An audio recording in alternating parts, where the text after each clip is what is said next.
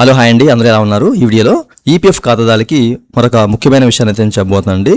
మనకి ఇటీవల ఈపీఎఫ్ పాస్బుక్లో వచ్చిన 2 మేజర్ అప్డేట్స్ గురించి మీకు ఈ వీడియోలో చెప్పబోతున్నాను. అయితే వీడియోలోకి వెళ్ళే ముందు ఇలాంటి విషయాలు మీరు మరింత తెలుసుకోవడం కింద సబ్స్క్రైబ్ బటన్ ఉంది, అంటే ఆప్ చేసి మన ఛానల్ సబ్స్క్రైబ్ చేసి పక్కనే ఉన్న బెల్ బటన్ని యాక్టివేట్ చేయండి. అన్నది కాకుండా లైక్ చేయండి.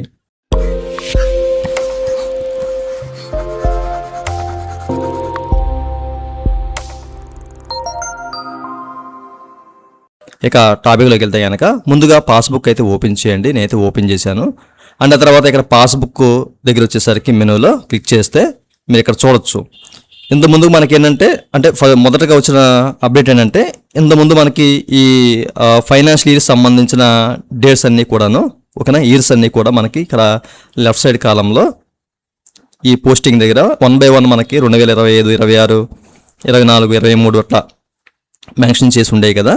సో ఇప్పుడు ఏంటంటే ఇక్కడ ఒక బార్ ఇచ్చారనమాట ఓకేనా. సో ఈ బార్లో క్లిక్ చేస్తే మనకి లాస్ట్ 2 ఫైనాన్షియల్ ఇయర్స్ అనేవి కనిపిస్తాయి. ఇంకా మోర్ డేటా మీరు చెక్ చేసుకోవాలంటే కనుక ఇక్కడ గెట్ ఆర్చ్ ఓల్డ్ డేటాని క్లిక్ చేసి మనం చెక్ చేసుకోవాలి. లాస్ట్ వీడియోలో కూడా మీకు చెప్పాను.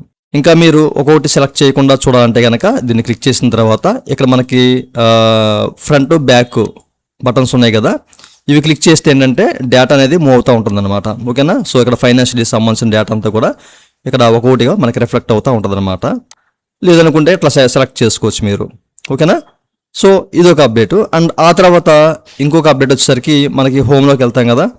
సో హోమ్లోకి వెళ్ళిన తర్వాత మనకి ఇక్కడ మెంబర్ వైజ్ బ్యాలెన్స్ దగ్గర ఇక్కడ మనకి ఎన్ని ఎంఐడీస్ ఉంటాయో అవన్నీ కూడా ఆల్మోస్ట్ ఇక్కడ మనకి రిఫ్లెక్ట్ అవుతూ ఉంటాయి అనమాట.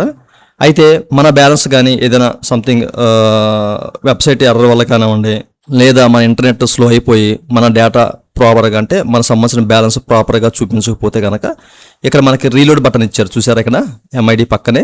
సో దీన్ని క్లిక్ చేస్తే రీలోడ్ అయ్యి మన కరెక్ట్ బ్యాలెన్స్ అనేది షో చేస్తుంది అనమాట.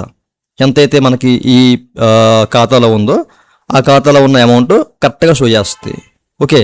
సో మన సర్వర్ స్లో అయినప్పుడు ఓకేనా, మనకి ఇంటర్నెట్ కనెక్షన్ సరిగా ప్రాపర్గా లేనప్పుడు మనకి ఇది డేటా అనేది కరెక్ట్గా చూపించకపోవచ్చు. సో అట్లాంటి సందర్భాల్లో సో ఈ బటన్ క్లిక్ చేస్తే కనుక మనకి ప్రాపర్గా మన డేటా ఏదైతే ఉందో అది చూపిస్తుంది.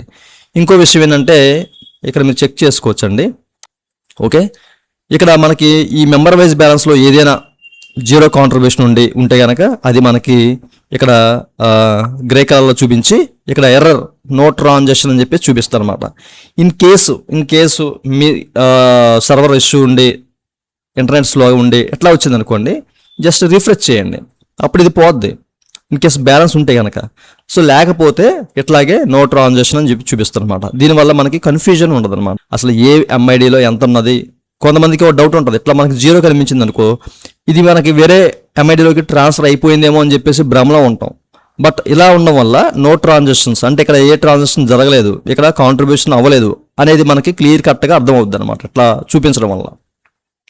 అట్లాగే ఇలా చూపించడం వల్ల ఏంటంటే అది ట్రాన్స్ఫర్ అయిందో సెటిల్మెంట్ అయిందో అనేది మనకి పక్కగా తెలియదు. సో ఓపెన్ చేసి చూస్తే కానీ, క్లైమ్స్ ఓపెన్ చేస్తే చూస్తే కానీ, లేదా వేరే మెంబర్ ఐడి ఓపెన్ చేసి చూస్తే కానీ అది ట్రాన్స్ఫర్ అయిందో లేదా అనే విషయం మనం నిర్ధారించుకోలేము అనమాట.